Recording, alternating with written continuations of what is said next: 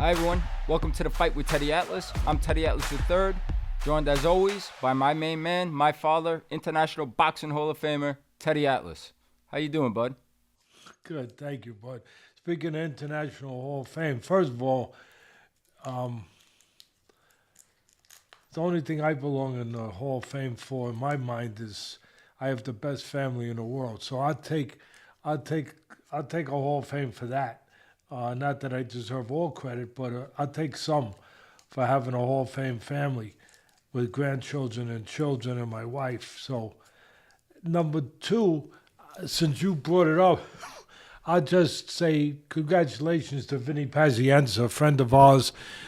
He's been on the show. He comes to my charity foundation, our charity foundation fundraiser almost every year to help us raise money to take care of those that are less fortunate than us.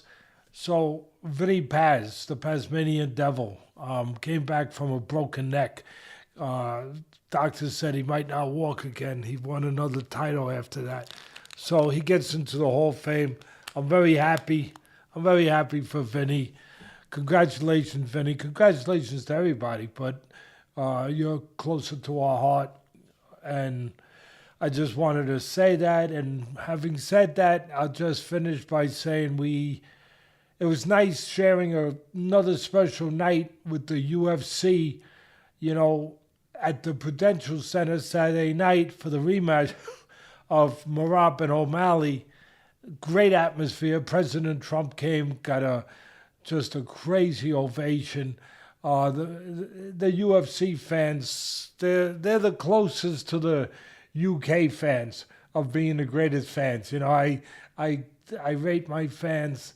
We have great fans in boxing. Obviously, I always talk about the UK fans with the history of boxing in their genes. They go back so far with it. They back all their fighters. They are tremendous. And the UFC fans, they remind me of them in a way. And the Mexican fans, all the fans, the Irish, the Puerto Rican, all of them. The American fans, when they're passionate, they're passionate. But boy, oh boy, that UFC brand has really been developed. It's really been grown. And every arena you go to for one of their fights, it's packed. And the atmosphere is always the same. It's electric.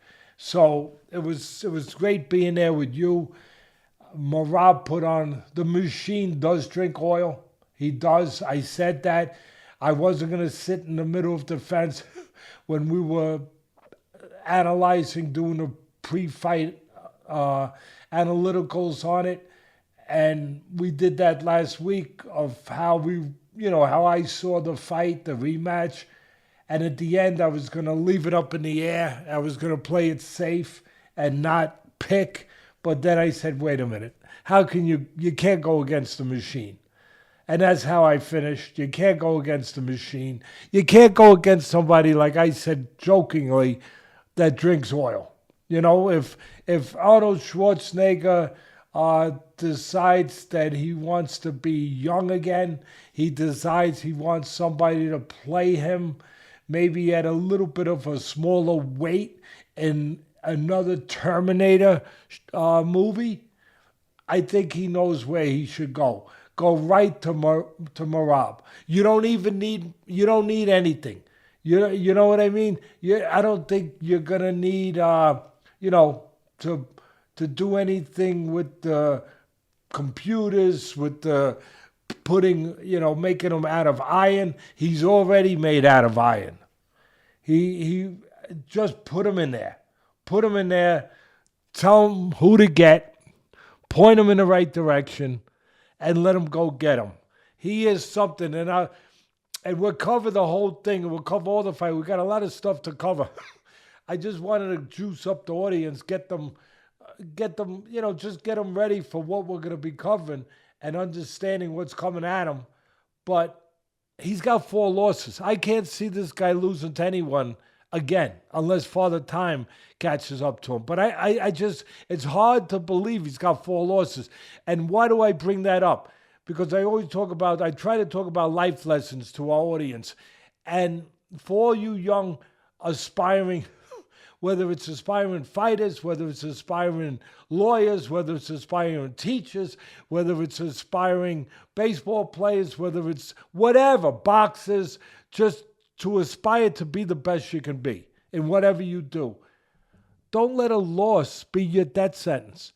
Don't let a loss ever discourage you and say, oh, gee, I'm not good enough. No, sometimes you got to lose to win. You got to lose to know what it takes to win, to get the right places and the right pieces in place to correct whatever you did wrong in that loss. But never look at it as something that, discourages you to a point where maybe you think about quitting, which a lot of people do. I get it.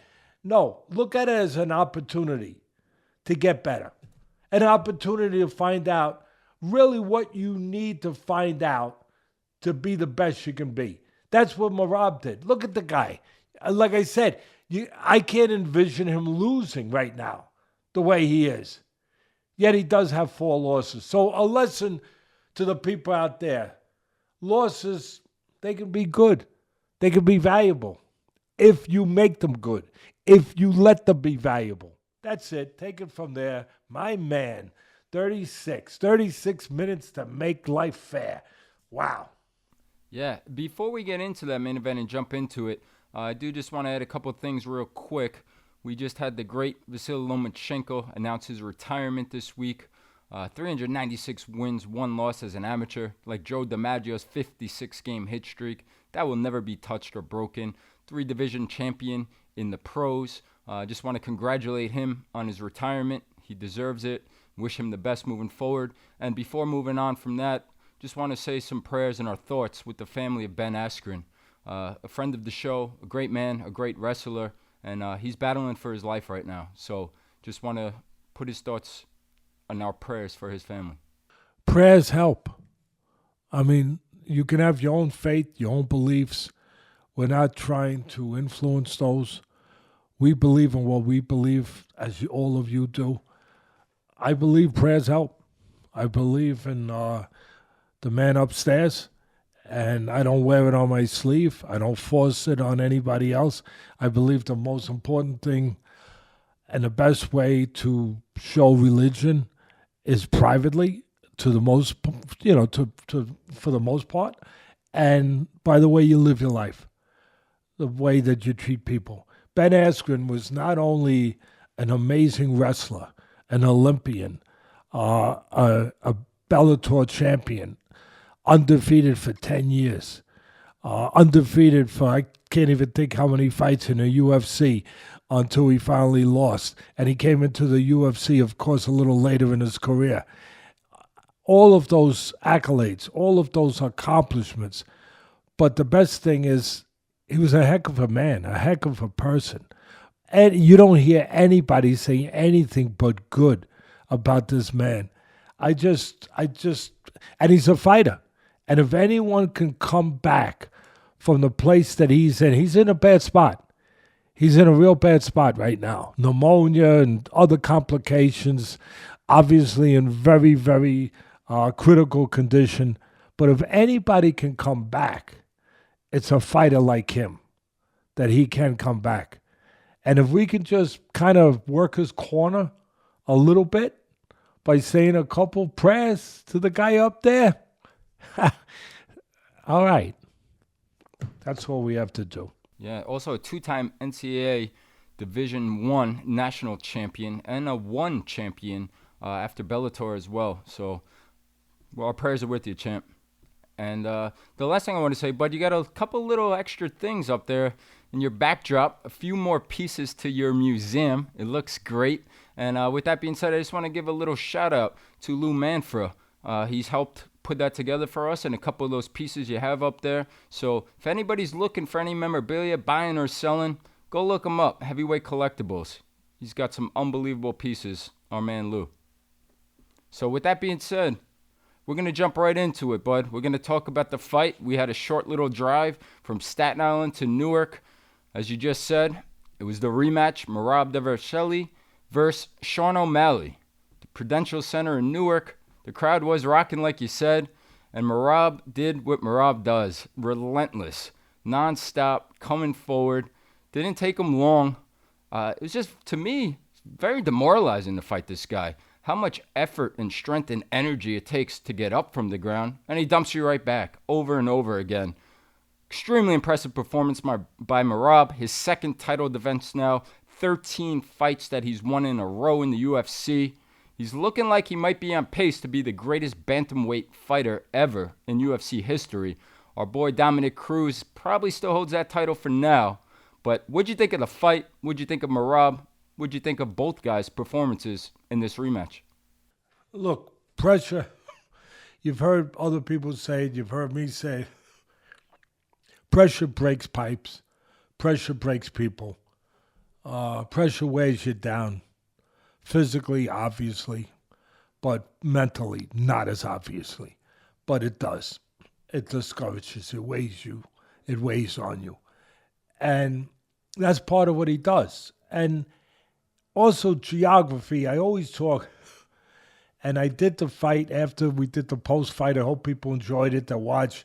I did it with Brett Yakamoto, who does a great job. I mean, John Anik is the top guy, but Brett is really filling in the spots that he does. He's doing a real good job. And Chael Sonnen and Anthony Smith, they're brilliant. They're fighters. They're tremendous fighters, warriors, but also very articulate, very good explaining their sport and the nuances of it in a way that people can digest. And that's the way it should be done if you're going to do that for a profession. It's great working with them. I felt, like I said to them after the fight, geography. It's always for me about geography of the ring, or in this case, of course, the cage. And the geography, is all about who gets the place that suits their skill levels, their skill sets the best. And that was obviously going to be in close, on the floor, in close, inside for Merab. And that's what he did. He got the geography. O'Malley needed range. I thought Anthony made a good point, Anthony Smith. O'Malley was using his legs to keep range. The problem was he wasn't grabbing the floor to be able to punch, because it's not enough just to keep range with a guy like Merab, the machine, who keeps coming. Yeah, you have to keep range. You have to keep distance. You have to keep him from closing the gap. But you have to mix offense with it. And that means your feet have to be grounded. You have to be set to hurt him, to give him something to respect. Something, you got to put a wrench in the carburetor. You got to do something to stop the machine from being a machine. You got to hit it. And he wasn't set to do that enough, because he was moving his legs, being forced to move for defense, for survival purposes. You have to be able to find a way to be able to control range with Merab, and at the same time, when it comes to the striking part of it, be able to strike. And at the same time, also preserve yourself. Strike at a right range, and then still get out of town, but be set while you're doing it to punch again. Not just strictly moving for survival. That is what has to be done. And Merab, I want to give him credit for his striking. We all gave credit to O'Malley, and he still deserves. He's a tremendous counterpuncher, terrific striker, terrific boxer, fast hands. He can put combinations. When he's at his best and he's able to, he can put combinations together. His defense is good. His legs are great. All of that. He sets traps. He can get off first when you're hesitant in front and you lay in front waiting too long. He'll beat you to the mark. All of that. But he gets credit for it because it's so easy to see it, because it jumps out at you. That neon talent, that quick talent, that the bells and whistles, the all the stuff I just described. It jumps out. You say, well, yeah, I want to give him credit for being a great boxer, a great striker, and he is. But let's give Merab credit for being a hell of a striker. He doesn't do it with that stuff. He does it the right way, though. He does it effectively, efficiently. He does it with his legs always being under him. He's never out of position. He's never over his skis. He's never reaching. He's never making your job easier that way. He's always coming behind the jab.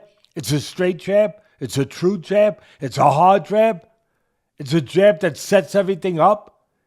Yeah, he got wide a couple of spots. Yeah, he did. A couple of spots there. But because of his pressure, O'Malley wasn't set to take advantage of it. To really set, like I said, and like Anthony Smith said, set to punch in between those wide shots. That's where you got to be ready. That's where you got to make hay. That's where you got to be opportunistic with a guy. You can't miss opportunities with a machine. You got to, when you can pull that oil plug, you got to pull it. You got to pull it. So, at the end of the day, yeah, he's great on the floor. He's a monster. And that's where he got the submission. And he's strong, and he's determined, and he's confident, and he's all those things. And he's got a great trainer, great training team with Ray Longo. Yeah, Ray Longo, who's been on the show. Great man and a great trainer. They do, and him and his partner, the former great fighter, they do a great job. Training their fighters. At the end of the day, a mix of striking and then getting to where his bread is buttered. On the floor, finishing the job, picking them up in the air, dropping them down like a sack of potatoes. I mean, I was just waiting for him, and I'm kidding, but, he's got a little showman in him. Everyone thinks O'Malley's a showman, but Merab's a showman in a more different way. He's a showman like the caveman. They should come back with the caveman commercials and let him be the caveman. Yeah. I think that is his agent, if he has one, if he has an agent, get on it. Get on it. He's a showman in that area. But I was thinking he picks him up, he goes over to the gate, opens the gate, and drops him right in front of Mr. Trump. I was just I almost was thinking he might actually think about doing that. I better not even mention it. But at the end of the day, look, I love O'Malley. We're not here to knock in any kind of way O'Malley. O'Malley's terrific. He'll have his day. He'll come back. He reminds me in some ways, not as physical, but in some ways, great promoter, all that, but great striker. He reminds me in some ways of Adesanya a little bit, and also of when Conor McGregor was at his best. When he was at his best, Conor McGregor was great. And when he was when he was in that portal, when he was so good and he came on the scene and really made the scene when he beat Aldo, the legendary Aldo. But he was at his best when he got guys coming at him in a reckless way. And he could show you his great abilities of punching and counterpunching. And I look at O'Malley the same way. When he gets the right style fight, this was the wrong style for him. He didn't get reckless aggression. That was one of the things that Merab did so well. He was aggressive without being reckless. He didn't play into the hands of O'Malley's strengths. He didn't give him what he needed, a little cooperation in making mistakes, getting a little fat, a little over his skis, like I talk about, where he leaves himself open to counters. He didn't do that. But he is tremendous when he gets the right style and he gets a chance to show his gifts, his ability. He being O'Malley, he's terrific. And he will get that chance again. He will. And I give him credit. He got beat. He got beat decisively. He was the way you would want a champion to behave afterwards. He behaved like a champion, when he fought and when he lost. And there's something to be said about that. There's a lot to be said about that, especially in today's world. In today's world, in our game, in boxing, and in general, in everything.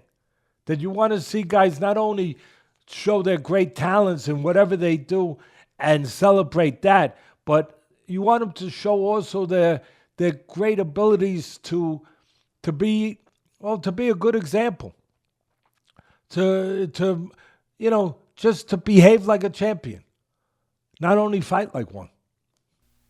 Yeah, it's a great breakdown, and it was a great fight. It's always great to watch Merab, and I can't wait to watch him again. And to your point, credit to O'Malley. This was his first fight back since the loss. No fight in between, jumped right back in, did have hip surgery, made a lot of changes in his life coming into that, stayed off social media, gave up some of other habits outside of the ring, didn't dye his hair. He was locked in, he was focused, but it just wasn't enough in the end against the machine. So congratulations again to Merab, and thank you again to you, to Charlie Monahan, to everybody at ESPN. I had a great time being there with you and all the guys. So and don't forget your sister. If you forget your sister, she'll slap you upside your head a little bit. I mean, don't forget your sister. I mean, never forget that the best lawyer in the country. The best lawyer in the country, and her and her husband Jeff were there with us. Again, I was very blessed to be able to work with professional people like Chael and Anthony Smith, all those guys, that they allow me into their world, the world that, I come from the boxing, but they're the ones who really know the grappling and the jiu-jitsu and, all the facets of the MMA world. And they open their arms to allow me to come in. I appreciate them, and I appreciate just being able to watch the fights with my family. So thank you. Yeah, it was awesome. And talking about the fights and talking about bantamweights, let's move on to the co-main event. We had the bantamweight champion coming in, Juliana Pena versus Kayla Harrison. And wow, Kayla Harrison, what an impressive performance. Only took 2 rounds. She walked right through her. Just too big, too strong, too powerful. In the end, 2nd round submission. What'd you make of this one? You covered it. I mean, there's not much more to say. Can she keep making a weight? She talked about the weight drop, the weight cut, that it's extreme. It's beyond extreme. She said she puts it in the hands of the Lord. I mean, that's telling you something when she says that, to get the last pound off. I do wonder, I do think a little bit, put my trainer's hat on just for 2 seconds. She's got all good people around her. She is so muscular, so strong, like you said, so big. Her back, her arms, so much. Obviously, she's on a weight program. You just wonder if she cut down. One of 2 things. There's nowhere else to go. And this is coming from the professional side of me being in the training business 50 years. Either you reduce some of the weight program, the where you have that much muscle. If you reduce some of that, because it's very hard to take off muscle. So if you reduce some of that, maybe you can make, but then you don't have the same frame. You don't have the same, obviously, physical strength in some areas. But if you reduce that, and you aren't quite as muscular, perhaps it becomes an easier weight drop. And the other thing I would say is very obvious, is that if it is that extreme, you should go up.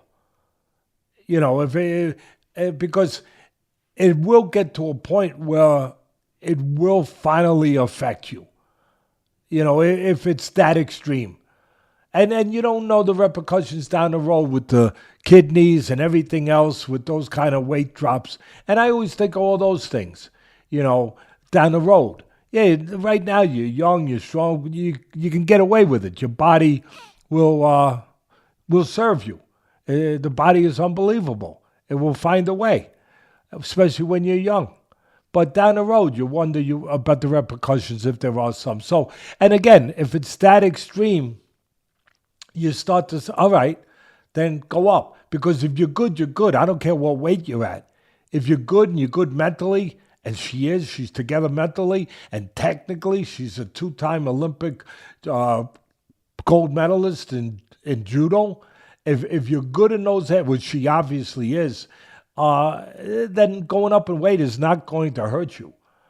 It will help you if it makes you stronger, or if it doesn't deplete you by getting down to that weight. And of course, the big fight that they're going to make now, the big thing was coming in. That was a big part of that fight, was afterwards coming in with the GOAT.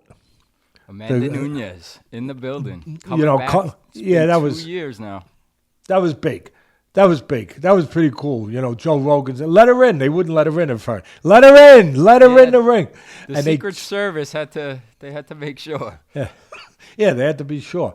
They let her in. They came in and they went face to face. But all with respect. Can we get back to that in the boxing and everything?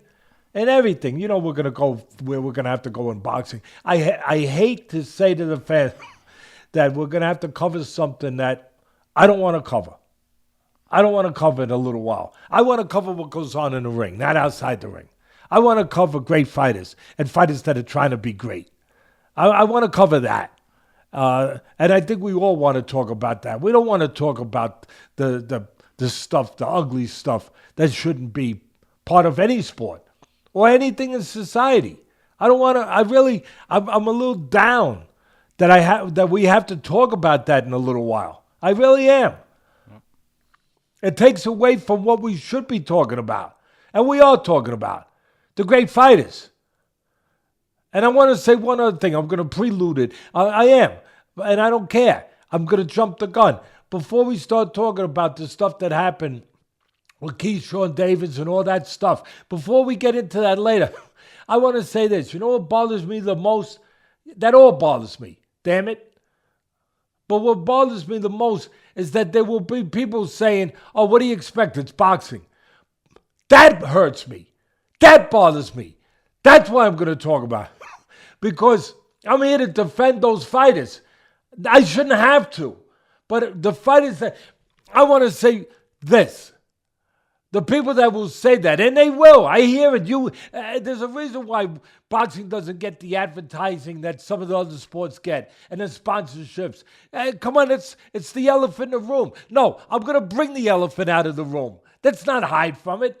That's part of the reason why we don't get the sponsorships and we don't get some of those things. Because people will say, oh, what do you expect? Look at the things that happen in boxing. Let me tell you something. First of all, that is out there in the world. In any sport, in anything, it is out there. But when it happens in boxing, obviously it goes front and center, and people jump on it even more so. But it's not only relegated to my sport, to our sport. There's misbehavior and bad apples and people that don't get it, that are out there in every facet of life, quite frankly. And what you do is try to concentrate on the good. But I want to say for the people out there that will wipe it and brush it with a broad stroke and say, oh, that's boxing. No. I have met more gentlemen and classy fighters in boxing than I have anywhere. I've met plenty in football. I've met plenty in baseball. I've met plenty in tennis. I've met John McEnroe used to come and help us raise money all the time. And he was a bad boy guy on the tennis court. He was a gentleman. He was a guy that came and helped us raise money, even when he was sick. One time he had like 102 fever, and he still came to help us raise money at the foundation. So, yeah, I've met all kinds of great athletes, great performers, but great people. But I have never met any more classier, more caring people, gentlemen, just good human beings that I have in the sport of boxing. For the most part, fighters, former champions, even ones that never were able to get to that level of being a champion. They are some of the best people I've ever met. And people I would hang out with any day. And I would go to war with any day. I would go and help if they gave me a phone call because of the kind of people that they are. You got ones that it just hurts me when people right away will brush with a broad stroke, like I said before, and say, "Oh, what do you expect?" No, I don't expect that. And anybody who knows these people in the boxing game, they are some of the most respectful people you're ever going to meet because of what they do for a living, because of the danger that they face every day, that they understand that they have respect for life. They have respect for others. They don't have to prove anything.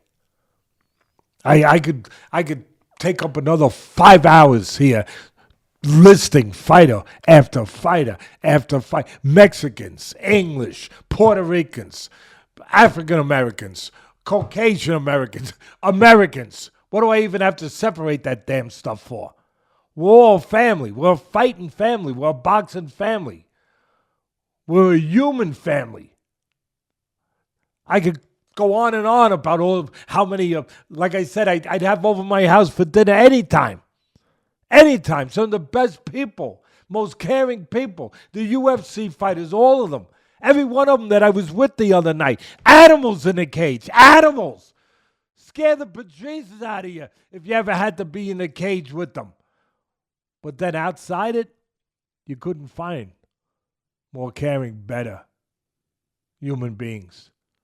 In boxing, UFC, any of those combat sports that I've been involved with for the most part of my life. So I just wanted to say that. I know it was a little early, but I'm sorry. No, it's well said. It needed to be said. I'm happy you said it. And that's why I'm such a big fan of Kayla Harrison now. Not just because she's a champion in what she just did. She is the first female to, she's the second fighter to win a gold medal and to win the UFC championship belt. First female to do it. But it's what you just touched on. And her story and the way she was able to promote and uplift the sport in her upcoming match versus Nunes without putting Nunes down and giving the praise to a great fighter that deserved it. So credit to Harrison, credit to you for sharing those thoughts and those words. And I thought that was beautifully said. With that being said, before we move on to the boxing news, I just want to give a quick pause, thank our sponsor, Athletic Greens. Athletic Greens introduces the new AG1 Next Gen. It now includes 5 clinically studied probiotic strains shown to support digestive and immune health with added vitamins and minerals. They've also now have new travel pack designs resulting in a much easier pour to improve the customer experience. So whether you guys are looking to boost your energy levels, support your immune system, or address gut health, Athletic Greens is the way to go. Simply visit athleticgreens.com/atlas to claim your special offer of 10 free travel packs with your first purchase. We're going to move on now to the boxing news. In boxing, we had a lot of action. Just touched on some of the stuff we're going to unpack. Before we get to that, we're going to start off with the fight Saturday from the UK, the heavyweights. What a fight. What a shocking ending to this fight. We had Justice Huni versus Fabio Wardley. Got to give credit. Both of these guys put it all on the line early in their careers. Huni was ranked number 1 coming in, WBO heavyweight, 12-0 coming into the fight. And he took on this challenge in Wardley's backyard. And what a fight it was. I mean, the first 9 rounds, Huni was in complete control. He was outboxing him. He was boxing his ears off. Way more skilled to me, faster hands, better technique, better feet, just better overall. But the heart, the resilience, the chin of Wardley kept him in the fight. And then in the 10th round, out of nowhere, he drops a bomb and he knocks out Huni. There's a lot that we're going to get into. Before we get into that, I just want to throw it over to you. Want to get your thoughts on that fight, and then I'll chime in and we'll go from there. Well, I apologize to the people that I lost a few shillings because obviously we promoted it. I picked Huni. I wagered on Huni. He was getting 3-1, and he was a big dog. I saw what I had seen less than a year ago, I guess, maybe a year ago, maybe a little more than a year ago with Agit KBL. Yeah, and we took a wager on him. We didn't promote it, we didn't talk about it, but I told the fans on the podcast at the time he was a pretty big underdog. Nobody knew about Cabriel, how good he was. I watched him in a couple fights, and that's all I needed to see. I saw something special in a guy that he could fight. And had a fight coming up in Saudi. We were there, where he was a pretty good dog, pretty good underdog against another undefeated fighter. Similar to this, similar situation. And I picked Cabriel to win against Frank Sanchez. And the Sanchez, Cuban fighter, undefeated. A lot of people thought he was going to be in the mix to win a world title. But I actually thought the opposite. I thought that Cabriel would win. And I actually thought he would win by stoppage. We sat there ringside. We put a little wager on him, and he did. In this fight, when I was handicapping Huni and Wardley, I saw similarities. I saw Wardley listen, we all know the story. It's a great story. He didn't have an amateur background for the most part. A couple of white-collar fights. Pretty extraordinary what he's done. Good athlete, big, strong. Didn't start boxing to 21 years of age. So it reminds me a little bit of Michael Grant, who I trained for a little while, for a few fights. Good person, good athlete. Very few amateur fights, maybe 10, 11, whatever. And that you usually don't see those guys make it to the top. He beat Galata, who was a damn good fighter. He got off the floor, too, showed a lot of heart. He beat Galata, who, of course, fought Tyson. But Galata was this far away from winning a heavyweight title against Bo. I mean, he was good enough to beat Riddick Bowe, except that he went haywire and he started aiming everything low, and he sabotaged himself because we could talk a whole show about that. I could put my psychiatrist hat on, and I would put it on because I would need to put it on to explain that, and I would explain it. But we're not going to go there. But Michael Grant was the closest I can think of somebody that came from. We're talking about heavyweights now, with very little amateur background and got really close to the top. He came up. Wilder started boxing very, very late. Yeah, but he went to the Olympics. He won a bronze medal. He had a bunch of fights. He had a bunch of fights in a short period of time. You're right, but he had international fights. He had all that experience in the Olympics. He won a bronze medal. All of that. So yeah, except no. Not quite the same. We're talking about guys with very little amateur fights, and Grant came close to doing it. And now you got Wardley.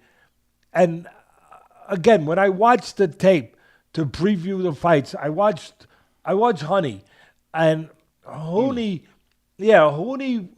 he would have been my honey if he won. Hey, I would have. I'm not afraid to say it. I'm man enough to say that. I don't care. I'm good with my masculinity. He's a gentleman. He behaves like a gentleman. So does Wardley. The two of them, I give them all the credit in the world. First of all, for that. Huni, he had an amateur pedigree. His defense was good. His counter-punching abilities. He puts together short punches inside and outside. He sets traps. He knows how to fight. And I watched him, and I said, wait a minute. I watched him. I watched Ward. I see the same thing I saw with Cabriel. I see a guy that is, from a boxing standpoint, is light years ahead of his opponent. I see an opportunity to get a nice win here at 3-1. So I put it out there. And the one thing when I put it out there, I did put in the message we posted, be responsible. It is gambling. But the one thing that I felt worried about was that Wardley could punch. Not only could he punch, and he showed this, his intestinal fortitude. He is special. I want to give him all the credit in the world.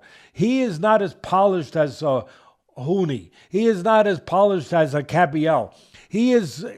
But he's still a work in progress. He's still learning on the job, and there's still more to be learned. But he's got things you can't learn. You can't be taught. You don't teach.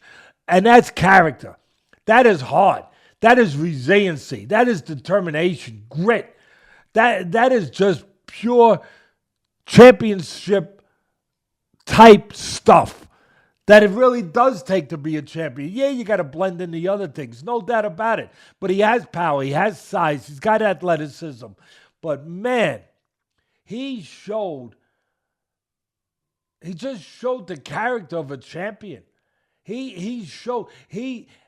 Not only did he show a good chin, I know Huni's not a Mike Tyson type puncher. Who is? Very few people are. He's a good enough puncher. He's a big, solid guy, thick, solid. He's a good enough puncher. I know he's not a TNT puncher, but man, not only did he take clean shots to the head, the body shots that he took showed me how deep his heart runs.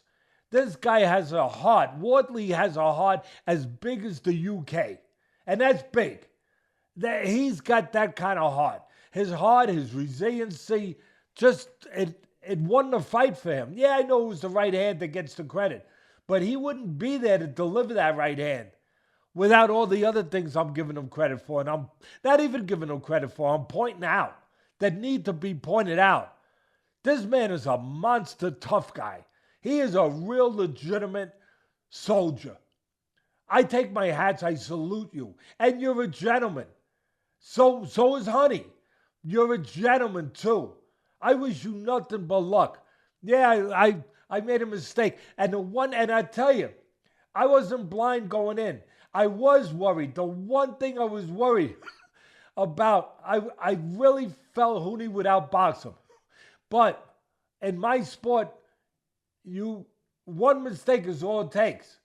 It ain't baseball. You don't get 3 strikes. I wish you did. You get 1. And that 1 was enough. And that was the one I was worried about.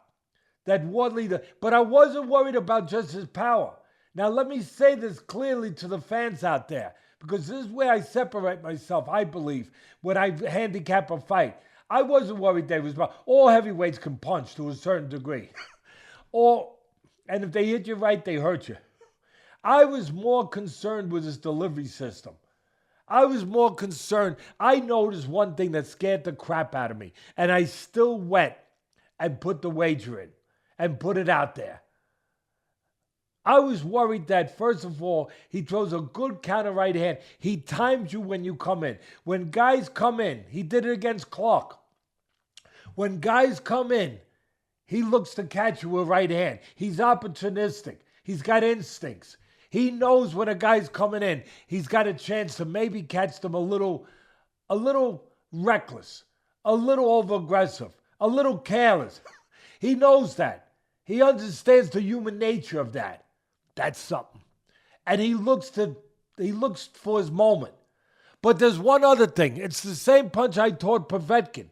When Povetkin won the heavyweight title, when I trained him for 2 years, I worked on one specific punch as his get-out punch. I always told him, we have to get out. We got to get out. We got to get out.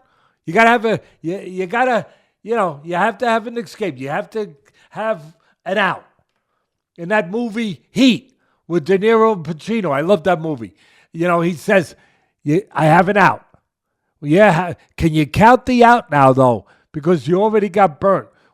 Get me a new out. I can't count it now. I can't count on it now. Get me, I know my man Ben's going to get this film up. Get me a new out. Guy told me one time, don't let yourself get attached to anything you are not willing to walk out on in 30 seconds flat if you feel the heat around the corner. His one out that Wardley has, I had taught Povetkin the same thing. You slip, you're orthodox, you're righty. You slip to your left. As you slip to your left, bang. You dropped a little bit of a half-moon right hand. Not a complete loop, but a little loop in it. Just a little bit. But as you slip to your left, bop. You slip to your left, bop. Simultaneously as you slip into your left, you throw the right hand. And what it does is, it's the delivery of it. It sets a clean punch up. because you take your opponent's eyes, you distract him. You divert his eyes to the wrong place while you're throwing the right hand to the other place. And I saw that on film. And I said, oh, shoot. Do I still want to take freaking Huni off of Wardley when I know he's got this and he could maybe catch this guy at any time with this? All right, I'll take a shot. You got to take a shot, bud. You know, and I took a shot. And I got caught with the shot. I felt it too. I felt it right to my toes when it happened. And I was worried. And I'll say this. The corner, his people made 2 mistakes. They made the right judgment with their trainer Hearn and their manager Hearn and they made the right judgment to pick this fight, to have a chance to upset the apple cart, to put themselves right there, you know, even though they were already up high in their ratings. But they weren't wrong with that they could win this fight. They were wrong in 2 things. One, they should have got a better ref. Don't get a UK ref. I'm taking no credit away from Wardley. You won that fight. God bless you. You're a monster. You stand bright and tall. You are something. And I wish you, like I said, I hope you win the heavyweight title. I hope you keep getting better. Because you got the one thing that you really, nobody can give you unless you have it. And that's the character I talked about already. But that referee from the beginning, long count, short count, forget it. I think he counted fast, yes. Yeah, who knows if he could have continued anyway. There was a minute left in the round. Who knows? But I do think he speeded up the count. But I'm not saying, I'm not taking away from Wardley. I'm not even saying that because it wouldn't matter. I'm not even talking about the speed of the. I'm talking about the referee from the beginning looked like he was against Huni. That's all I'm saying. It just looked and felt from the beginning like the referee wanted his British brother, if you will. He wanted the fighter, the hometown fighter, the home country fighter that was promoted there to win that fight. He wanted him to win. It just seemed like he was on his side. And I don't want to see that for anybody. I don't want to see that in judging. Judges did a good job. I don't want to see that in refs. Don't have a local ref. You're having a UK guy against a guy from Australia. Do not have a UK ref. If you're the manager of Huni, put your feet down. No. I want a referee who's from neither country. A neutral ref. And I just thought that it was wrong to have that ref in that spot. But at the end of the day, if you look at it, it looked like he counted a little fast. He got up. Could he have continued? Listen, I don't know. But did he deserve the chance if he did beat the count? I know we don't want nobody getting hurt. And there's a risk you could get hurt. I know that. You don't want anyone getting hurt. But you also want him to get every opportunity. Because we have seen guys come back from the darkest places. We have seen guys badly hurt where you wouldn't give 2 cents for them. You say it's over, and they've come back, and we have seen that. That has been some of our historic great fights that we sometimes talk about, to see the way a guy came back. I'm not saying that would have happened. I'm just saying that if he beat the count, he deserves the chance for that to happen. That's all. But at the end of the day, he boxed beautifully, Huni. His jab couldn't miss. His defense was good. Inside fighting, outside fighting, and then the other mistake, I said his people made 2 mistakes. One was letting that ref be the ref. The other was the advice in the last round, telling him you're ahead. You can't lose except that way. The only way you can lose is the way you lost, by getting caught a big bomb. You have to know your opponent. You have to know he's still capable of doing that.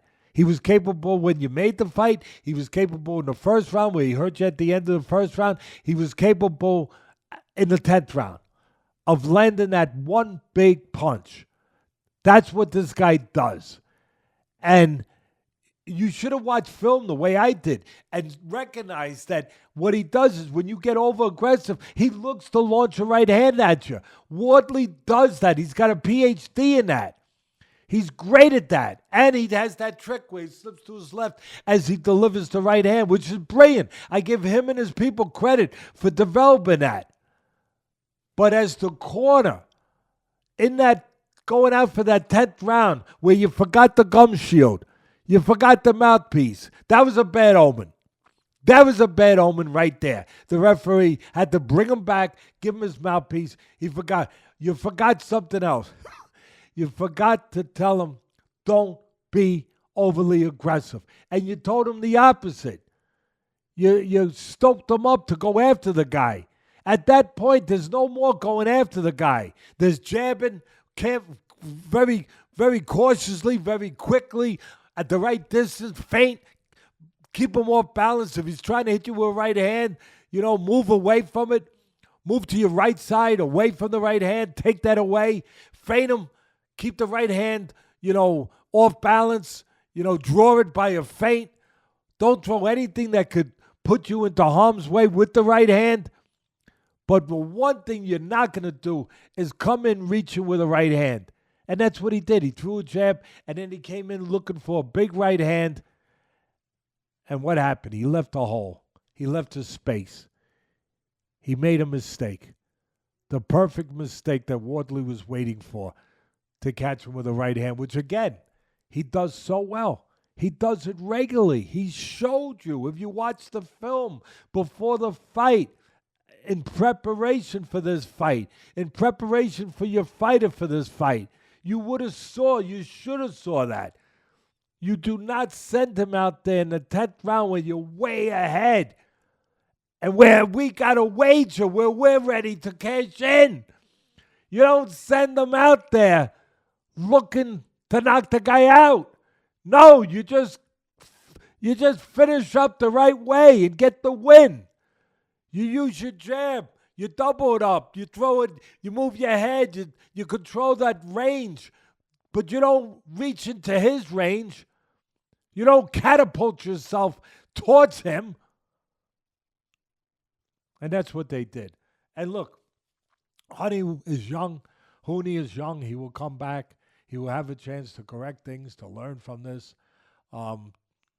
Hopefully. But Wardley goes on. And this is a guy, it's hard not to root for a guy like Wardley with his story. And he's easy to root for. The way he conducts himself. The way he behaves during the course of a fight, after a fight, before a fight, with class, with nothing but things that you would root for. I mean, this, I tell you again, I just want to give all the credit in the world to Wardley for he taught everybody, never give up on yourself. Always have faith in yourself, no matter what, no matter how difficult it is. And that's when it counts the most, is when it's difficult to have faith in yourself, to still believe in the things that you said that you believe in. And he did. It did feel a little more Foreman-esque with the shocking, stunning turn of events in the 10th round when the bomb was landed. And with that being said, you warned Moore exactly what Foreman was trying to do to him. The corner is so important. The trainer is very important. You told him he was trying to get set up. Sometimes things happen. Fighters don't listen. They're in there, the heat of the moment.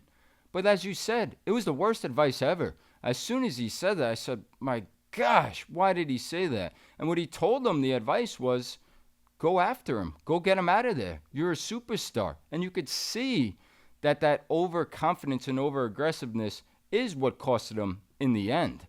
I laughed when the commentator said, great job by the trainer. Great advice to send him out there. When all he had to do is exactly what you said. Be tight defensively. Don't give him the chance to land the bomb, which he did with the magic eraser and wiped all of the mistakes from the past. The final thing I just wanted to add to that, Bud, The count did seem a little fast. Maybe it was, maybe it wasn't. But the optics looked bad. When you're in the guy's backyard and you're on the ground, we didn't get to see the count. We didn't get to see Huni trying to get up. They panned over to the promoters and Frank Warren instead of showing us that. So when you're in the guy's backyard and you add it all up, it just didn't look good and makes you think, was it a fast count? And I agree with you. You got to allow a guy who gets up from that to be able to see if he could continue. Maybe the legs weren't there, but he never even gave him the chance to walk forward. Are you okay? He waved it off. And the final thing I'll say there as I'm going on, congrats to Frank Warren as well. Maybe besides a promoter, maybe he could have been a great trainer. He walked over to the corner at the end of the 9th round, and whatever advice he gave him, it worked. So, Well said. yeah, I've said enough. Great job. Great performance by Wardley. I hate to knock any trainer. You know, I don't want to really go overly. I to hear what you're saying. I've made mistakes. I've been wrong in the corner too. I've made mistakes. So I don't want to take away from the good job also. You know, I have to say what has to be said. That's my job. I'm not here to make friends. I'm not here to get jobs. I'm not here, you know, I'm here to say what my judgment tells me to say. You know, from my years of experience, right or wrong. It's my judgment. I'm not here because of biases or you know, to try to, again, to be on one side or the other. I'm here to just say straightforward what I think the fans need to hear. And I think that they did need to hear that the advice wasn't really the right advice at that moment. But at the same time, I will say this. I don't want to take away from the job they did to get him ready to be that far ahead. Let's give him credit for that. I want to give him credit that they did a good job to have him winning going into the 10th as a 3-1 underdog. They did a good job with that, with, you know, avoiding the big shots all night long until finally, of course, they made that one big mistake. So, yeah, I thought they were wrong in what they said. Like I said, I've made mistakes too, but they also did a good job getting him to a place where he was winning the fight going into the 10th round. I'll say one other thing. You watched the fight with me. My heart was in my throat the whole time. And I don't mean that in a bad way where I'm rooting against Wardley. I was just rooting for my pick as far as, you know, the wager for that pick. That's all. But if I had to lose to somebody, I couldn't lose to a guy that I felt better about losing to. I just want to say that. I really do, because of what he showed. Because he showed he's a winner. He's a winner as a human being in the most important ways. And I know he must live a good life and be good to people, because to be able to pull off what he pulled off, when the moment came to feel the way he had to feel like a Viking, a samurai, a warrior. He had to feel that he was that. You can't feel you're that if you don't live like that. If you live a life of lies, of treating people bad, of being a piece of crap, if you live like that outside the ring, even if you're young, even if if you're physically fit, you can get away with it physically, but mentally, emotionally, if you live a life of that, and then that moment comes that you have to feel like he had to feel in that 10th round, like, no, I am the real deal. I am a champion. I am a Viking. I am all those things. You have to know that you've lived the right way to actually feel that way when that moment comes. That tells me all I need to know about Wardley. That he couldn't have felt that way. He couldn't have been in the position to act that way, to behave that way. Because if you lived like a liar outside the freaking ring, you would feel like a liar at that moment. You wouldn't feel like he knew he felt like a guy that could deliver that punch and stand up. So I just want to say that. And if we were, that's why we got to do more live streaming. Because I will say that I think most people trust me. Because when I'm wrong, I say I'm wrong. But if we were doing live streaming, I will promise you that I would have said around the 9th round, maybe the 8th, but definitely the 9th, I would have said, hey, he's a 50-1. He went from a 3-1 underdog to a 50-1 favorite. I would have said, put something on Wardley. Put a saver bet on Wardley right now. Because you're getting that kind of freaking comeback to bet the guy who's the favorite going in. Put something on him right now. Because the one thing I was worried about the whole fight was that one punch could wreck the whole thing. Yeah, the live stream you would have, but and the one thing to wrap it up finally here is I said early in the fight, very early rounds, I was worried about the scorecards being on the home turf for Wardley, and you said, I'm not. You were worried about that power and the exchange. And unfortunately, you were right. We're going to do more of these. You identified a gem. You identified an underdog. And I think the fans could appreciate and see that, and as well as the live streams. So there'll be more. Be on the lookout. We'll let you guys know. And again, well said. Congratulations to Wardley and to Huni as well. The way he handled it after the fight, that kid will be back. Yeah, they both behaved like gentlemen and like champions. I couldn't say enough good things about either one of them. And I'll leave it with this. We'll do live streaming. We won't be afraid to give our thoughts and wages in there and spots. Again, we won't be afraid of that. But I will never bet against Wardley again. Even though when he goes all the way up to the, I guess he'll get a title fight, or that's what they're looking for. And look, Frank Warren has done an unbelievable job. All his people have with him. But it'll be tough, but you just can't count out. You just can't count out a guy that's got, forget the power. And I'm not even talking about the power. It's just the character that he showed. Yeah, I'm with you. We'll see what is next for both of those guys. Rematch? We will find out. So let's keep it moving. A lot of action here we still have to cover. We're going to go to Virginia. Supposed to be the Keyshawn Davis show. Supposed to be his homecoming fight, his first title defense since winning that 135-pound belt versus Dennis Berichenk. Supposed to defend it versus Edwin De Los Santos. He missed weight, or should I say, maybe he didn't even try to make weight. Comes in 4.3 pounds over the 135-pound weight limit. It seemed like to me they were trying to take maybe a page out of the Ryan Garcia book versus Devin Haney. Purposely missed the weight, let the other guy drain himself, come in bigger, stronger, pay off the money, and the fight will go on. But the manager for Edwin said that's not the case. The fight is off. I just want to get your thoughts on what happened before we then get into who became the main event with the top prospect and stole the show in Abdullah Mason.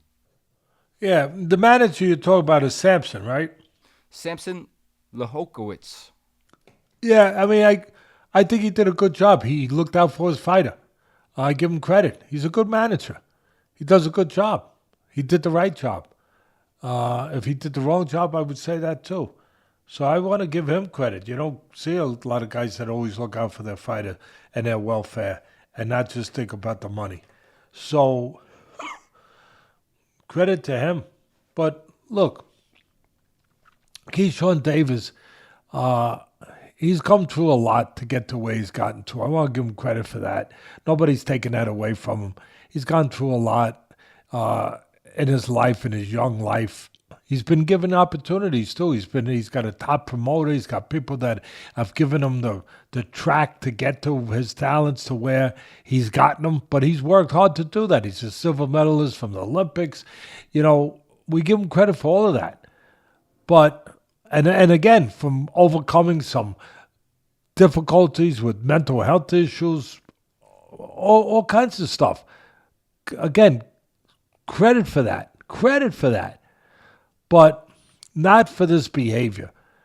There's more to being just a champion in ability. I always say, you got to fight like a champ, but you got to behave like one. And usually I mean that in the ring. But you got to also behave like one outside the ring.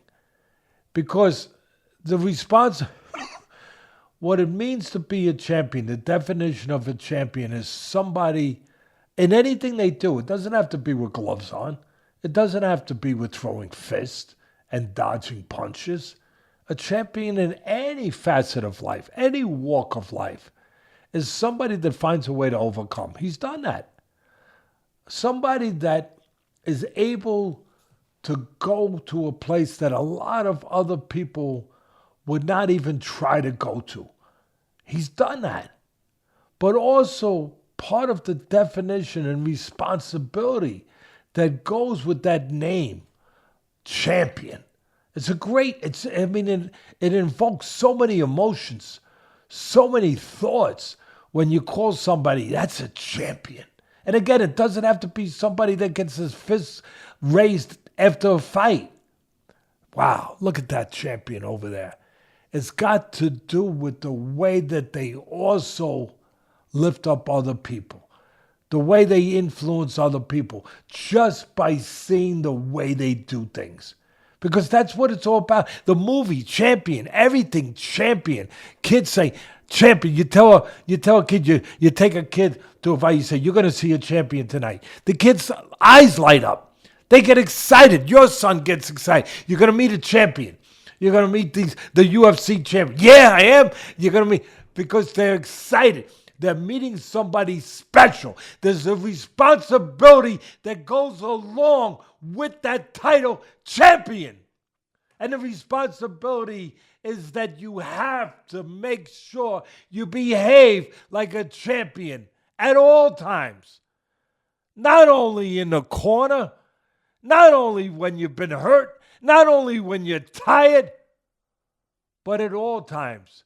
Because the most important part of that word is the part that people look up to, that they expect somebody who acts and behaves like a champion. And that night, for all the good things that Keyshawn Davis has done, and he's done a lot that I already touched on, to get to where he's gotten to through life, he let himself down. He let himself down because he forgot for a moment what a champion doesn't do. He always remembers what a champion does. He answers the bell. He's shown that. But he forgot what a champion never should do. They should never put themselves in a position where they don't act in a championship way as a champion human being. You don't have to be perfect. Nobody's perfect. But you got to make sure you're not what you allowed yourself to be that night. You can't be that. You can't be that. You're a champion. There's something that goes with that. Yeah, things got worse. He doesn't just miss weight and ruin the homecoming fight for the hometown fans that paid for this. And it ruined things for the fans on television. Instead of seeing him, the champion, defend his title as the main event, we get a guy who was a 70-1 favorite to replace it instead. And I'm sure ESPN and others may have been thrilled by that. But when I say things got worse, after his brother Kelvin Davis lost to Nair Albright, Keyshawn went to the locker room with his brother, other younger brother who fought on the card, Keon, and there was an altercation. It sounds like he headbutted, got into it. I don't know if jumped is the right word. Maybe it is, but should never happen. As you're saying, there's no place in sports, period, for that. And just very unfortunate turn of events and a weekend for Keyshawn Davis and his fans. No, that's exactly what I meant when I went on to my speech there. There is no, when you have earned, and you earn the right to be called a champion, it's a privilege. It's not, and it's something you have to earn. And when you earn the right to be called champion, like I said earlier, a lot goes with it that has a lot more to do with life than just throwing punches. More goes with it than slipping shots, weaving shots, blocking shots, putting combinations together, setting traps. He does all of that. But to be able to earn the title, champion, to be called that, to have that come off somebody's lips, I want you to meet the champ. There's nothing greater. I want to meet the champ. There's a responsibility there that goes, like I said, far beyond putting combinations together. It's got to do with the choices you make outside the ring, in life. You are a champion. Whether I know some people say, I don't want to be a role model. Okay, fine. But you have to understand the responsibility when you have when you are called a champion, when you have earned that title, that you must understand that there's certain things that are just beneath you that are not allowable. It's not allowable to quit in a fight. You know that already. It's not allowable to spit your mouthpiece out and say, I'm not going to fight no more. It's not allowable to say no mas. Duran came back. He redeemed himself. God bless him. He did. He came back. But he suffered for that. Those things are easier for these great fighters to know, that you can't do that. You can't just stay on your knee and wait for the ref to count 10 in a tough fight and then jump up and act like you want to fight and still get that kind of recognition that you got before. No, you lost that. You can't do that. A champion cannot do that. And a champion cannot allow himself to do what a tremendous fighter, Keyshawn Davis, did when he walked into that locker room with his brother. You can't do that. I'm not going to say it anymore. That's enough. I said enough about it. The only part I add to it is that in your sport, 15 years in the NFL, 15 years. I know that you have in football, baseball, basketball, in business, in everything. Me as a commentator in ESPN, I knew there was a behavioral clause in the contracts that if you behaved in a way that would embarrass the organization or endanger other people or do something that in society is not acceptable. And forget about in the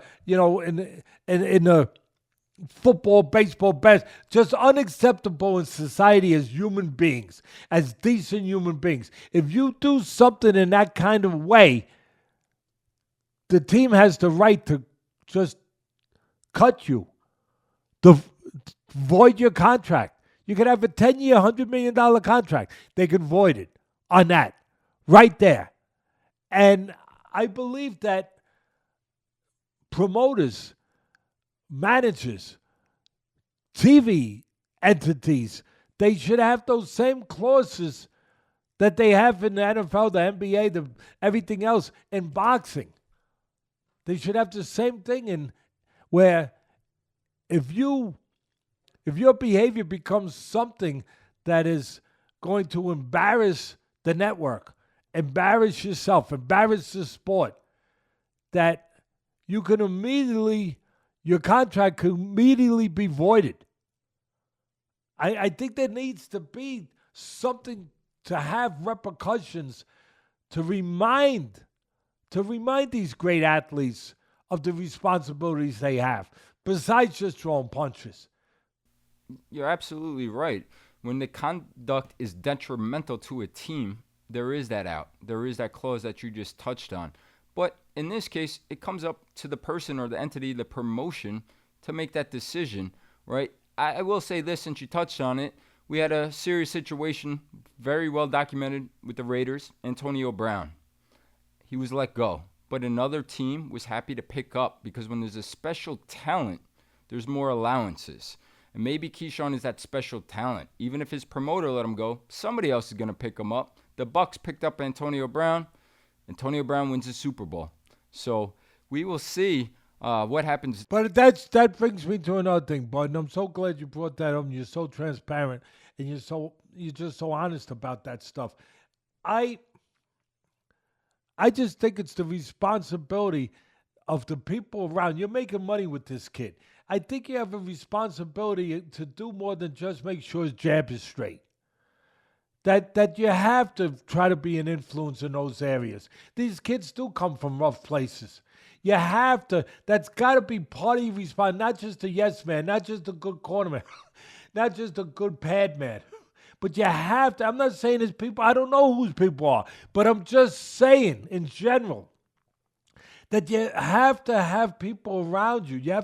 They have to be fortunate enough to have those people, quite frankly. To have people around you that will set you straight, will tell you the things that you need to hear. And I also think the same thing goes for the commentators in the network. I know it's easy to just say things because you know the network signed them, you know the promoter signs your check, the network signs your check, you know that you want to build the guy up, but you got to be honest. And some of them have been, some of them haven't been. But some of them happen. But you got to be honest because you're not doing the guy a favor if you're not being honest. Because sooner or later down the road, these things will come and they will hurt him. They hurt the sport too. They chase people from the sport. And I think that, again, the promoters, they're very guilty of that quite often. Where you said it, they're signing talent. And they're kind of close their eyes to certain behavior that they can be aware of. And sometimes they even help cover. Really. But I think that they need to have a responsibility. The network needs to hold them responsibility. Say, hey, if you're bringing somebody and we're going to pay them, and you're bringing them to our network, you got to be responsible for this guy. You have to be responsible for his behavior. And if it's not right, you know what? We're going to cancel a contract with you because you brought him. We're not going to cancel it just with the fighter. I just think there needs to be more understanding of these responsibilities across the board with all of what I'm talking about. Yeah, absolutely. But one man's loss is another one's gain, and that was Abdullah Mason. He got a chance to steal the show. Gets elevated, even though for the viewers, instead of seeing the great fight, you see a 70-1 favorite in there versus an opponent, but a top prospect, a young, hungry, really good prospect in Abdullah Mason. I just want to say before talking about the fight, this is a guy a couple fights ago, I think 3 fights ago, who was dropped in the first round twice. And a lot of people maybe soured on him after that. Maybe he's not as good as we thought. You didn't. You said, no, that makes me like this kid more. Show me a little bit what's inside of this guy and what he's made of. And he came back, and he's come back with a vengeance. He's now 19-0 with 17 knockouts. He's only 21 years old. He's highly rated. A great performance. Gets the stoppage in the 4th round. Stopped by a cut on Jeremiah Nakathila's eye. What'd you think of Abdullah Mason? And how much is too soon? Is he ready for the title fights? Is he ready for that next level of opposition? Only 21 years old. Love to hear your thoughts. I give him 1 or 2 more fights of a little higher caliber where the way I used to always put it and do put it, where he takes a deep breath. I know he did already, but where he takes a deep breath mentally and emotionally and physically in a fight, where he just gets a few more questions answered to himself privately, not to his people, but to himself. That the most important question that a fighter must have to get to the big time: can I depend on myself? I think he got that answer when he got dropped twice in the first round. He got up. I think he did get that. Let him get it without being dropped. Let him go some rounds. Let him go with a durable veteran who's not a huge puncher. Let him get that a little more experience and a couple more questions answered. He's maybe one fight, maybe two away. And then I love this kid. I will back him. I will back him to the moon. He's going to be a champion because he already is. He already is. He's got the talent. He's got the teaching. He's got the know-how. He's got the amateur pedigree. He's got obviously the technique. He shows me he can go inside, outside, all of that. But he behaves like a guy who's going to be a champion. He behaves like a champion already. He conducts himself. I watch the way, and I'm not trying to make this smash Keyshawn Davis day. I'm not doing that. What he did to himself, and we covered what we had to cover in a responsible way. But I'm not looking to harp on that any more than I've already covered it. But I will say this: part of what I love about this kid is that besides he's young, he's talented. I mean, his talent jumps out at you. But the way he behaved, like you said 3 fights ago, when he got dropped, to me, he's a champion right there. It's kind of like the picture's been drawn, sketched out. You just got to color it in now. That picture was sketched out for me. I said, yeah, I'm looking at a champion. Now color in a couple more pieces for me, and we got it all. And that's a little bit more experience. But I like the way that he just conducts himself, the people around him. Again, I'm not trying to knock anyone who we already know, the stuff that we saw this weekend we didn't like. But I know what I like. I just like that he's got a good. He doesn't have to overdo it. He lets his talent show in the ring. He talks like a guy who believes in himself, but at the same time doesn't put anyone else down. Doesn't feel like he has to do that. He seems like he's got responsible guys around him that are leading him the right direction. That I would guess, and it's only a guess, that if he did go the wrong way, they would probably straighten him out a little bit and say, no, son, you don't need to do that. No. I like that. I just feel I think I'm right. I think I'm right about it. And that's part of what makes me like that whole package of this kid. Yeah, absolutely. Fun talent to watch. And like you said, very humble and respectful. So we will be keeping tabs and an eye on him to see what's next. We'll keep it moving. Talking about respectful, we'll go to the fights in Japan. We had Junto Nakatani versus Ryosuke Nishida.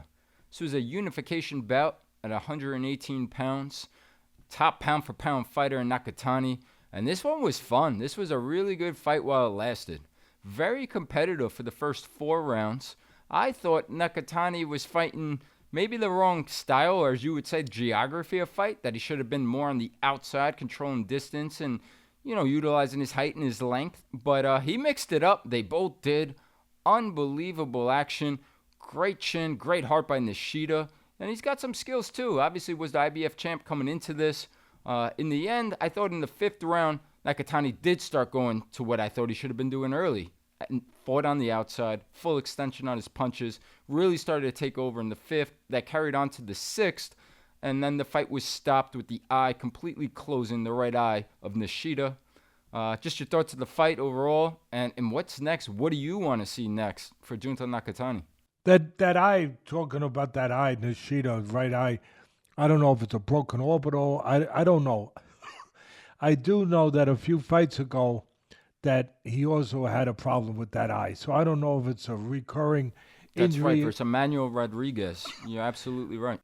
I don't know if that's a recurring thing with him. I hope it's not. But I did think it affected him in the fight. It swelled up, but I think it affected him mentally. There was a round where it almost like he moved his head to the side, like, I don't know, like he was in pain or like he was concerned about that. He was aware that something that was hurt before was hurt again. That's so spot on. He it did seem that he winced. Yeah, I just thought that might have thrown him off, and you don't want to be thrown off mentally in a fight. But having said that, I love this guy Nishida. I hope this fight didn't wreck him. He might have 10 fights. He might have been put in a little too early with a special talent champion like this. I know he's a champion too, and he's got a belt, and he feels like a champion. He felt like a champion. He wanted to prove himself with another champion. I get it. I understand that. I'm not going to stop a fighter from feeling that way. I'm not going to knock a fighter for taking a fight that he shouldn't take too soon. I love it. I love that he's got that attitude. I put the blame, I'm not blaming anyone, but I would put the responsibility, is the better way to say it, on the management. It's up to them to say, no, not yet. Not yet, because it was just a little too soon. But man, this kid, Nishida, he fought like a champion. Those first 4 or 5 rounds, he fought inside. He hurt Nakatani a couple times. He landed some good shots. He took some big shots. He showed an unbelievable will, an unbelievable chin, an ability to fight really well on the inside. I mean, he was a terror. I mean, Nakatani had to be that good to handle this guy and to take that belt and collect and add that to his collection. He had to be really good. And to your point, what makes Nakatani so damn difficult and good and dangerous for Inoue, to be quite frank. I mean, Inoue's dangerous for him too. Inoue's the monster. What a fight that would be. But what makes him so interesting and so good to the eyes of Teddy Atlas here, the training eyes, is that he's got the options not too many fighters have. With his great physical assets that you touched on, buddy, with the length and the height, with all of that, he's a southpaw. He can fight on the outside, and he probably should for the most part. He can control range. He can set up counters. He's got good legs. He could use the ring. He could make you walk into mistakes. He could do so many things. But he could also fight inside. All of a sudden, he takes that height, that reach, he shrinks himself down, he goes inside, and he fights like Joe Frazier. He fights like Jake LaMotta. He's unbelievable. He can fight inside. To your point, he was taking chances that he shouldn't have taken or didn't have to take by going inside early with Nishida. And he got caught some big shots, but he showed the chin. He overcame it like champions do. But I love the attitude that he ain't afraid to do that. Freak that. Yeah, I'm tall, I'm longer. Yeah, I can beat him on the side. I can also beat him inside. That he's got that confidence, that belief in him, that ability when he has to, if he does have to fight on the inside. But to your point again, bud, the 5th round, he changed it up. He was smart. He adjusted. He said, let me take it outside, 4th, 5th round, whatever it was. Let me take it outside and where I really have an edge, where I really have an advantage. And let me separate myself. And he did. When he did that, he separated himself. He made it awful hard for Nishida, where Nishida, the shorter man, didn't have him in close proximity anymore, where he could land some of those shots. Now he had to try to get to him. He walked into shots. He couldn't get to him. He got caught with counters. I mean, he did separate himself, Nakatani, later in those last 2 rounds. That'd be a hell of a fight with him in a way. Because if he fights smart on the outside, disciplined and smart, which of course he can do and has and does do. If he fights that way, Nakatani, on the outside, man, it's going to be interesting if Inoue could get through that bad neighborhood without getting mugged. Because Inoue has been dropped, but he's a monster. He behaves like a champ. He gets up, he wins. He acts like he's got to act when he gets hurt.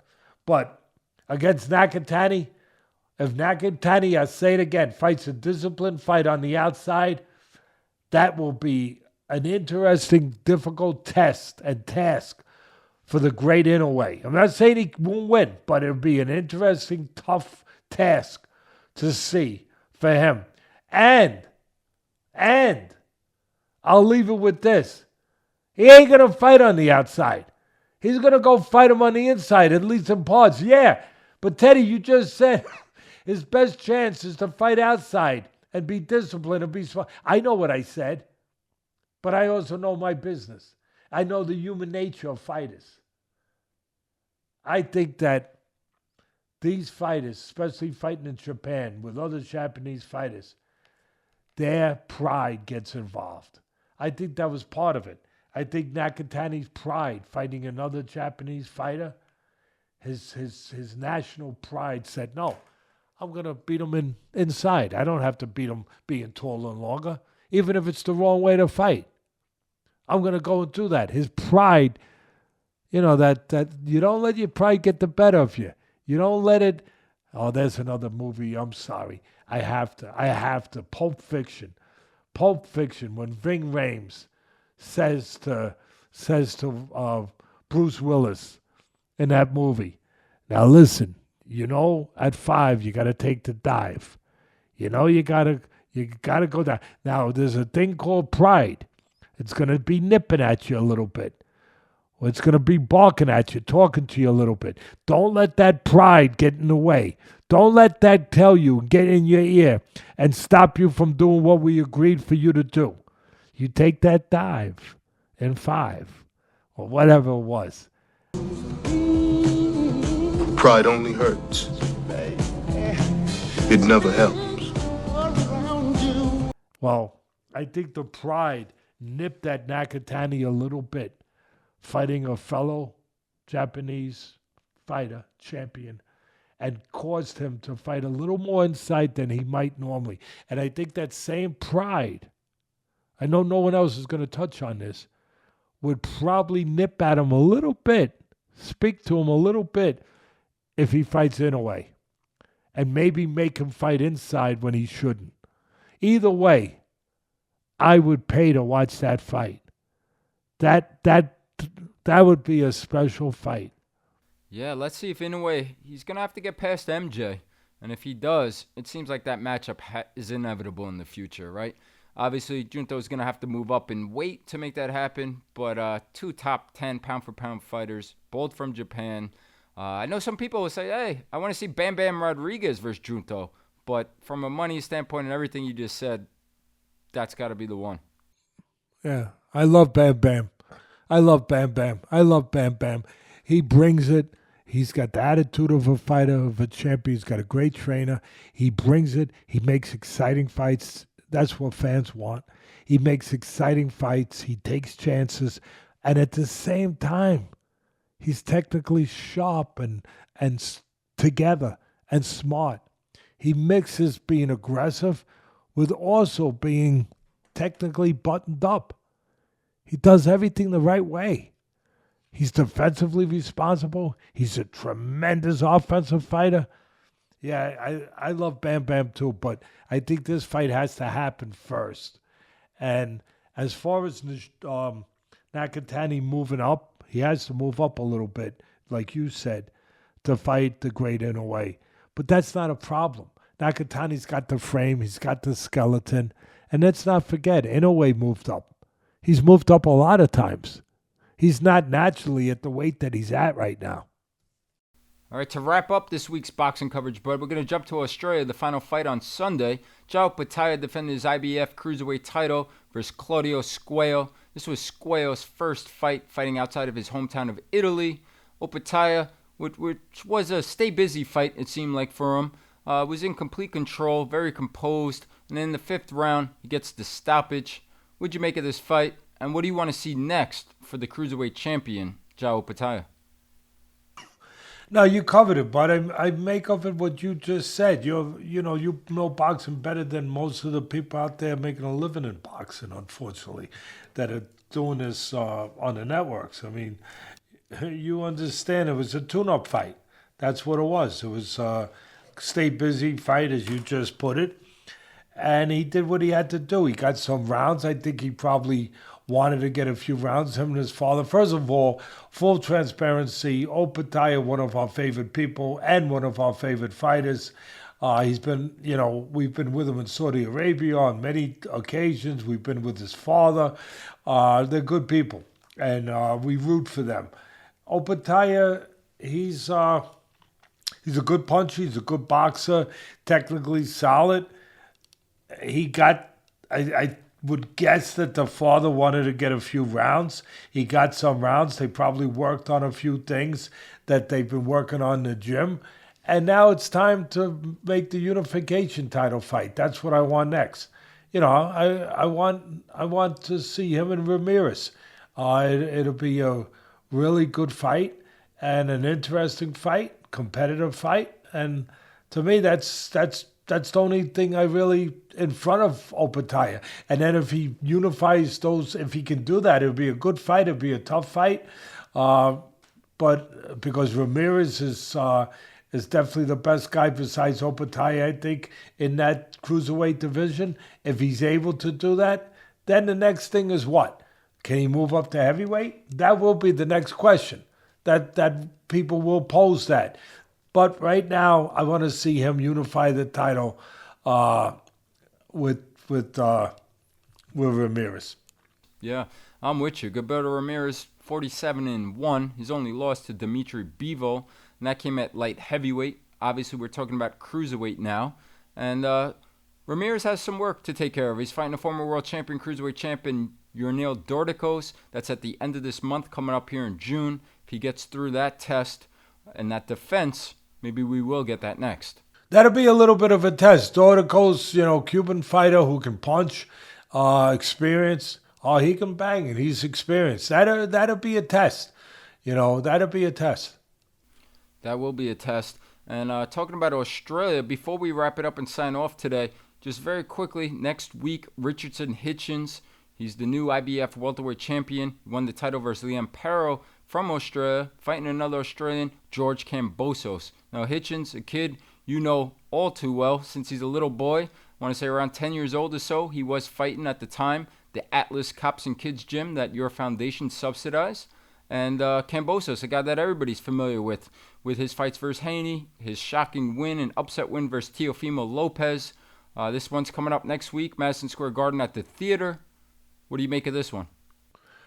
It's a jab fest, and Hitchens wins jab fest. Listen, Kambosos, give him all the credit in the world, what he's done. The upset that got him to where it got him to, beating Teofimo Lopez, making money, being involved in so many big fights with so many good fighters. Listen, like him or hate him, give him credit. He's had a hell of a career. He's gotten the most out of his talent, Kambosos. You can't sleep on a guy. He's an experienced guy. He's a former champion. But Hitchens, a young guy who, as the jab goes, he goes. Really, that's all you need to know. And then you set the table with the jab. As I always say, you eat with the right hand. That's Hitchens. That's what he does. He controls range. He knows what he is. He knows his identity. He knows he's a boxer. He knows he's a jabber. He knows he's a guy that's got to be on the outside. And he goes about his business in a very disciplined way. He controls the outside with his jab. He sets up the right hand. His legs control range. They help him with the offense. They help him with the defense. I like Hitchens to win. Again, the jab will set you free. It sounds like you like Hitchens to win by a decision when you say a jab fest, but we'll find out soon enough. Again, that's next Saturday. And before we wrap it off, Bud, any final thoughts? You're right. I do like Hitchens by decision. And my final thoughts are that I never want to impose anything on people or in any way push them towards something they're not comfortable with. We're never trying to push gambling. We're never trying to push that. It's out there. Everybody likes to do a little bit of it. It's fun. As long as it's fun, as long as it's responsible, as long as you're not taking away from your family and from the things that you really need the money for, then we'll have fun with it. And we'll put it out there. like we did with the heavyweight fight that we put out there. I hope it didn't cost anybody, too much money by following me. But at the end of the day, I picked that one because not only did I think Huni had a good chance to win, but you had good odds on it too. And I thought that kind of made it make sense, And we'll see whether or not we venture down that road and do more of that. And I think we probably will, in a responsible way, as I said. But at the end of the day, just congratulations to the UK fans. You guys are great. You got a great win there with your man Wardley. You should be very proud of him. And congratulations to our boy Marab, our man Marab, and of course his trainer. We're very happy for you. And O'Malley, all the guys that that lose, hey, good luck to you in the future. O'Malley already showed that he could be a champion. I'm sure that he knows in his heart that he'll be back to be a champion again. No, well said. There's a lot we unpacked in this show, from UFC to boxing. I hope you all enjoyed it. Next week we'll be back. We'll be back on Monday airing, not on Tuesday. So make sure you're on the lookout. And as always, please subscribe, comment, and like. We'll see you guys next week.